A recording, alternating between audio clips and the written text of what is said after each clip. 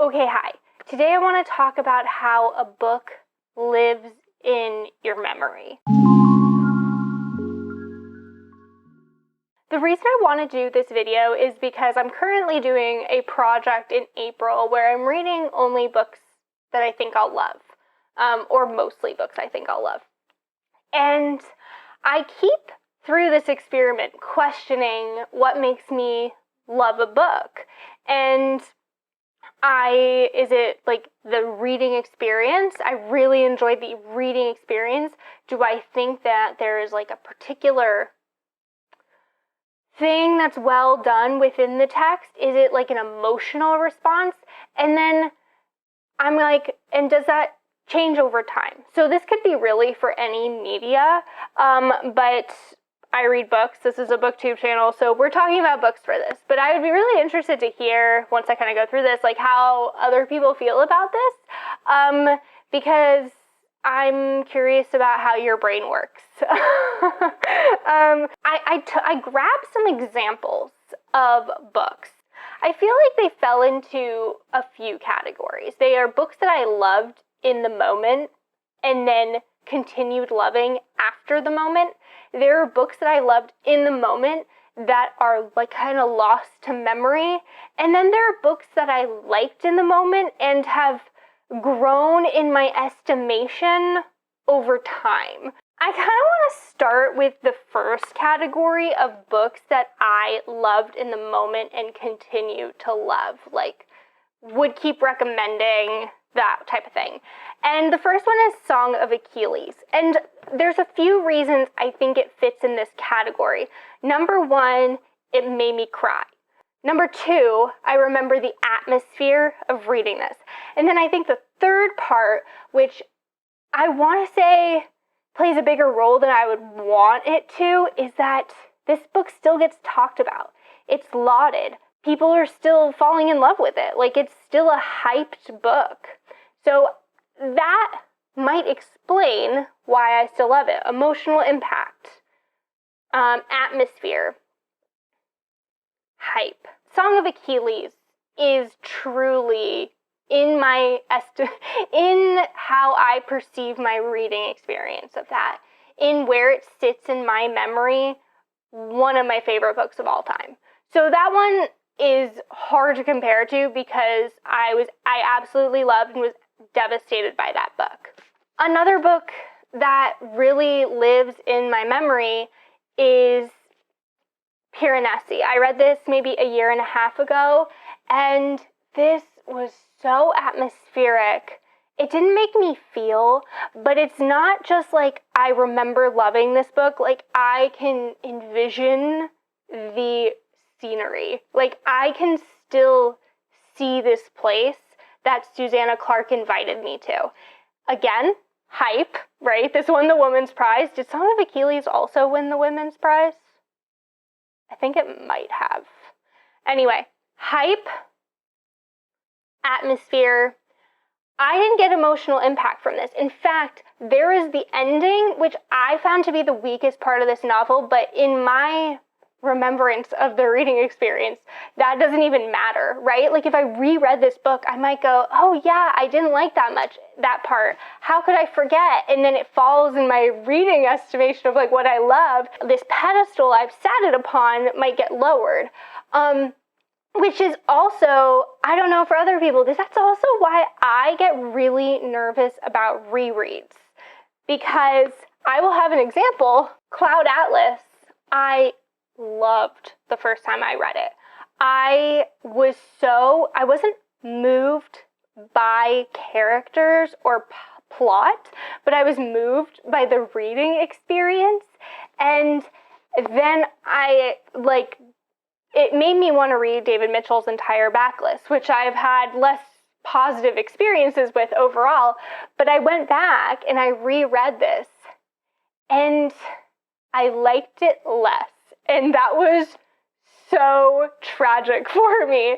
So I can say that this made me get really into reading. Like, this changed the way that I thought of reading. It changed my estimations of what I expect a reading experience can look like. But now, because I did that reread, it sits lower in my memory. All right, 2 more books really quick that I loved in the moment and still love. Tin Man by Sarah Winman. I don't think about this one as much as others, but I just loved it. It was so beautiful. I remember the atmosphere. Like, oh man, there's this like dream I have sometimes, and it's like a feeling I have meditated on of like California. It could be like California Bay Area, or it can be like the mountains during the summer, like the Sierras, in like springtime in the Bay Area, summertime in the mountains, where you sit there, you sit and the sun is beaming down on you, and it's morning time, so it's like not hot yet, but you can feel the heat of the sun warming you, and it feels like that more mid-morning springtime sort of air where if you went into like the shade, you would get cold. That is the feeling this book gave me as I was reading it. That idea, that feeling gives me such a strong like emotional reaction because that's the atmosphere that I related this book to. It sits higher in my mind, I think, because of that. I wouldn't call this one hyped, and I think I teared up, but it definitely didn't make me cry, but that's not what I remember of this book. Okay, and then Orphan Island. This is a middle grade novel. There was this like, not physical atmosphere to this book, but like atmosphere of like childhood loss. Like, I don't think I would have liked this reading it as a middle grade reader. I really enjoyed the experience of reading this as an adult, and it gave me nostalgia while not being nostalgic. And so I think, again, because I relate it to a feeling, it's still something I think about sometimes. And then there are books that I loved in the moment, and they kind of just exist there, you know? Like, they didn't rise up in estimations, they didn't really lower in estimations. It was just like, oh yeah, I remember having a good time with that book. Couldn't tell you why. I mean, I could tell you why, but like, we'll get into it. So, The Nickel Boys. I think I read this about a year ago, and I just remember thinking it was so succinct, great storytelling. It didn't feel like there was a word out of place. But when I think about it now, I can say those things, but I don't like feel those things. This book wasn't super atmospheric. This book didn't have... I did have an emotional response to it, but it doesn't like live with me. It doesn't like live in my soul. Do you know what I mean? Like, it's like I can look at it and go, yeah, it was great. I would recommend this to a wide variety of people, but like, it's not like I think of this book and go, oh my God, that book. Another one, Girl, Woman, Other. I didn't love. This was not like a 5-star, I love this book read, but I respected it, you know? I respected the ambition. I respected the pieces being tied together. And I can still say all that. I can say, like, I respect this book. It's hyped. But it didn't give me like an emotional response as I was reading it, and I would not consider this atmospheric. So maybe those are my things. And I already knew that I was an atmospheric reader. I didn't really like consider myself to be an emotional reader. But that's an interesting thing to chew on. And then A Mind Spread Out on the Ground. I love this. I can continue saying I love this. I'm sure if I reread it to an essay collection, I would continue to love it, and I would be reminded, but all I can remember is that I thought that the essays were really well done, tied a lot of interesting concepts together, and she used really cool literary devices literary devices maybe to like introduce you to concepts.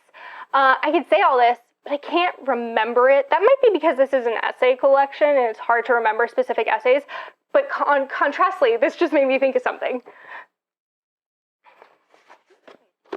The Fire This Time. I cannot tell you what all of these are about. There is one. What is it called? I want to talk about it. Because this person was supposed to be writing a book on it. I looked them up after. Yes, Black and Blue. I read this maybe in 2019, maybe 2020. No, it was before the pandemic. I read this in 2019, I think. And it was like a fine read for me. Like the essays were hit or miss, but I will remember Black and Blue forever. That is a essay about the author who grew up in Jamaica and loved to walk, had a love for walking, and then moved to New York City, I believe, as a Black man, and didn't feel like he could walk the streets anymore because the streets are not safe for Black bodies. So his whole, like this thing he loved, this thing he did to like bring himself peace and solace, which I also do too. I love walking. That's how I experience cities when I go. I love to see a place on my feet. To have that experience ripped away from him was, again, because I can relate it very deeply to something that I care about. Reading the experience of that being ripped away from him and the experiences he has had walking the streets and like being chased, being frisked, was terrible. Like it sits with me. It sits with me deep in my emotions, and I'll never forget that essay. Like it was like a look on racism that I had never considered in that way before, and it was very powerful for me. And then there are books that have like grown in my estimation, which I think is the third category I wanted to talk about. One of them is Buttermilk Graffiti, and this, I liked it at the time. It was like the author, it's a nonfiction memoir type thing, kind of. The author went around the country to different places that like different ethnic groups of people have immigrated to in mass. And because of that, there's a lot of that type of food there. And he would go and experience the food, and like he would experience the food and talk about the culture, and kind of, it was like food philosophy, like what makes food authentic, blended in with his experiences. And it was a book that I read at the time and I really liked. I wouldn't have said I loved, but I've thought about this book quite often. And it was a perspective of like the philosophy of food, like nothing I would have ever considered being interested in, but you eat every day, right? And so I get reminded of this book in moments, and that might be because it's relatable. Like I have a lot of philosophic thoughts. I eat every single day, and so this just comes to memory because of it, and because of that, it's been raised in my estimations over time. Another book that's done that is Convenience Store Woman by Sayaka Murata. I read this and was like, that was interesting. I liked it. And then it stuck in my brain like for the weeks after I read it, and I was like, I kept questioning like what was going on with her? What was going on with the protagonist? Like what was her deal? And like I kept thinking about her, and I was fascinated by this non-real person in like a very real way. And it's such an interesting character work, and that's what I really like think about now. Like I recommend this book to people all the time. I think also it's relatively hyped. Like people still talk about this book. People talk about this in relation to her new works and get excited about her new works on BookTube because they love this so much. So So it went on for a lot longer than I thought it would, but I was kind of like parsing things out as I was talking, coming to realizations. But I would be really interested to hear like what people think about how books live in your memory, how they disappear, how some of them rise up, how some fall down, and how like some loves become greater loves over time. And I also want to know how that relates to your experience in rereading, and if you like to do it. My caveat to rereading is series. I love rereading series because it's like you learn more over time, you're with characters for a long time, you grow to love everything. But with standalones, I really don't do it that much, if ever. But that's all. Okay, thanks for watching.